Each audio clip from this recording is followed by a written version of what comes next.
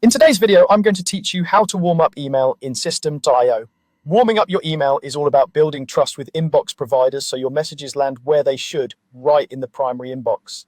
We'll keep this simple and effective by focusing on 3 core practices you can follow inside Systemi.io.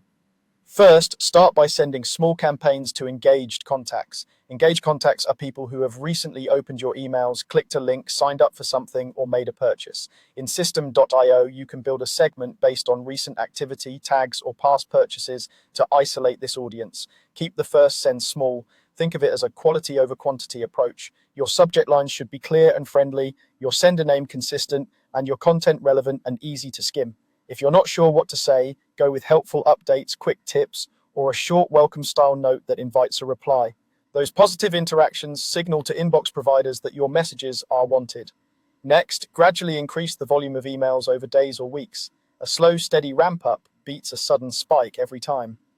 After your initial small send to engaged contacts, add more engaged subscribers in manageable increments. You might expand the audience a bit every few days while watching your metrics. Keep an eye on open rates, click-throughs, bounces, and spam complaints inside System.io. If performance looks healthy, continue growing the volume.